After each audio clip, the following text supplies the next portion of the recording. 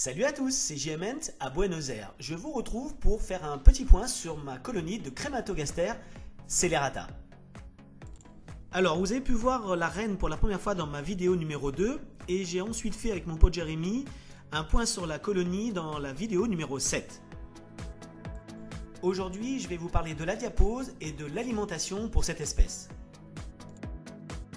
Je vous rappelle qu'à Buenos Aires, la diapause doit se faire au mois de juin, de juillet ou au mois d'août, car les saisons sont inversées. En fait, la diapause est beaucoup plus facile à faire ici qu'en France. Pourquoi?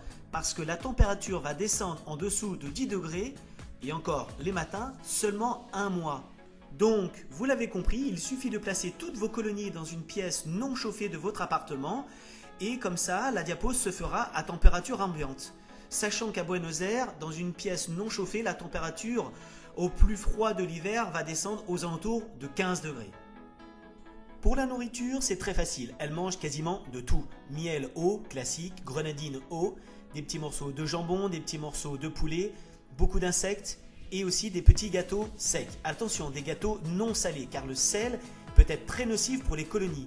D'ailleurs, il y a des gens qui utilisent le sel pour détruire les colonies chez elles. En haut à gauche, vous pouvez voir la réserve de nourriture et à droite, le dépotoir. Et là, une partie du couvain.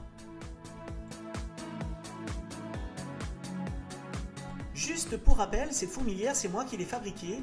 Vous pouvez la voir dans ma vidéo numéro 4 avant que j'installe la colonie dedans.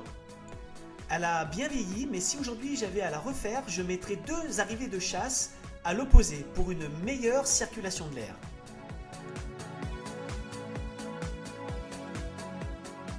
Dans un des 2 tubes externes, j'ai mis la grenadine.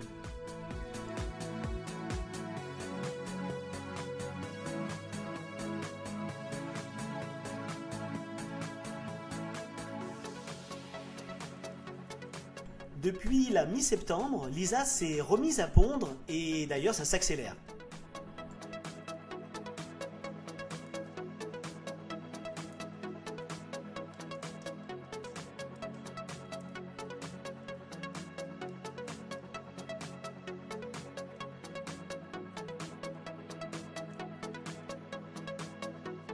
Cette vidéo est presque terminée, mais avant de vous laisser, je vais vous parler un petit peu des projets futurs pour la chaîne. D'abord, dans quelques jours, je repars dans un coin isolé de la Patagonie et j'espère bien pouvoir vous filmer toutes les espèces de fourmis que je vais trouver là-bas.